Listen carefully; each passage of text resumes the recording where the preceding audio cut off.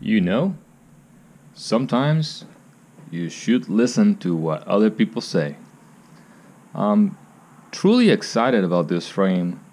Of course, I first saw it through my friend Eric.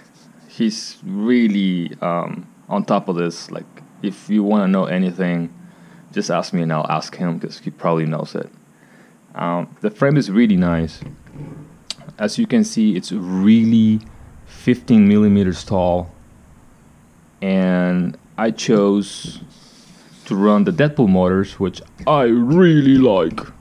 Unfortunately, I only flew it a couple times, and I'm gonna show you why. The layout, it's really good. Ta-da! Super clean, super clean, easy. Motor connections. Then you have, this is what I truly didn't like, all these little connectors right here, and then they give you these additional pads in case you want to go through the pads. But do you really want to have 1, 2, 3, 4, 5, 6, 7, 8 wires soldered here, sticking all the way out through this area? Yeah, that didn't work out too well for me. And of course, you know, Joshua Bardwell told us when he made his review of the board, I didn't want to prove him wrong. I wanted to try the board. I kind of like to try the hardest things, like going to the moon. Not because we can, but because it's hard. You know. Anyways, this is what happened to me. I built it. Immediately after building, I ran into the problem of video. Everything was done accordingly to whatever little specs I have for it. All wires were pre-check. I redid probably 2-3 times harnesses to get different grounds and things, and eventually I could not make the video work. I was able to get the OSD into my screen, but no video. So I tried a different camera. Same thing, no video. So then I thought, hey, what's going on? Maybe I need to run the camera directly to the VTX and see if it works, because maybe the VTX is wrong. I did that, and guess what? Clean, crisp, perfect video. So then I unplugged that, made another harness, and boom, again, I only had the OSD, no video. I don't know if you're gonna be able to catch it, but if you notice, this chip, it's not aligned. And when I first saw it, it had some soldering crap right here, and I cleaned that. Still nothing. At this point, I thought, okay, you know what? I really want to fly it. It flies without OSD. I know I'm gonna get about 2.5 to 3 minutes on flight time. Let's try it. Let's try the gyro. Let's see what this all-in-one stuff can do. Boom, go out to the field.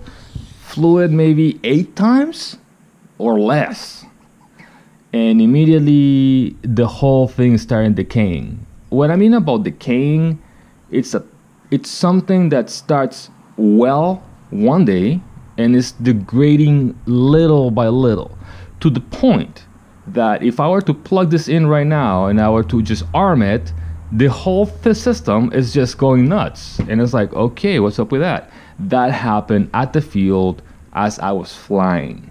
So yeah, there's some issues. There's something that is gonna go bad on the board, so I'm sending it back. I never send stuff back. I don't like sending stuff back. It's just a personal thing. Anyways, I'm gonna deconstruct this, and we're gonna go now with another setup. We're gonna probably do flight controller, ESC separated, because eventually I keep realizing that the 4-in-1s, all-in-ones are not there yet. They're almost there. There's just too much stuff stuck in one board, and you know, I guess they're trying. After a little bit of research and stuff, this is an airbot, and apparently airbot is not so good. I'm not trashing anybody. I'm just talking my own personal experience. If you had a good experience with this board, then you're lucky I didn't. Anyways, in any house, I really like the frame. The frame, actually, you can build it two different ways. You can build it, boom, like this, and they give you another plate that goes in top, so you can put the battery in top if you want to do it like that. Obviously, the motors will be in top. So you can build it different ways, not just one way.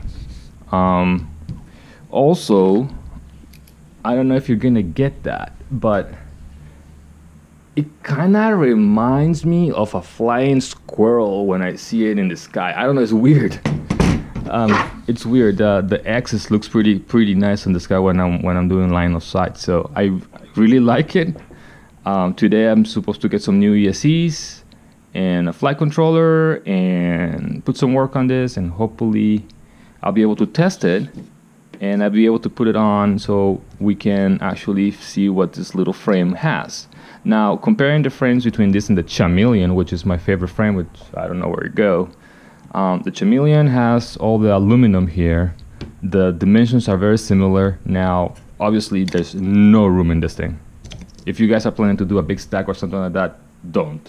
It's 15 millimeters, and Rich from Hyperlow has 10 millimeter stands now that makes it even smaller. This thing is awesome. I also like the camera mount. My camera mounts are freaking perfect. Check this out. It just sits there. Perfect. Little bumper right here. Plastic little printed parts that I truly don't care about the plastic printed stuff, guys. It's not really well. Of course, investing in a plastic mold will be 20, 30, 40 times more expensive. And when it comes down the road, this works really well. I get it. Okay, I get it. But I wish I can have better quality parts. Now, for the length of lifetime that this goes through, obviously it gets smashed as soon as I get to the field, then it's fine. You know, this is I believe this is a $60 to $80 range frame, and I really like it. I wish one thing, I wish that will chamfer the sides on it, to clean it a little better, and to get maybe the cutting, you know, a little, just so, you know, I gotta say this. I saw the Stingy frame, and the finish is really nice. I mean, if you are a sports flyer or a weekend flyer and you're looking for a nice machine, get the Stingy. The Stingy frame is really good. It has a lot of room. You can do tons of things with it. But if you're looking for the highest performance possible and single plate, which I really like single plate. I don't like too many screws and too many things. The more stuff you put in, the more stuff is going to explode at the end. In my eyes, this is a great design.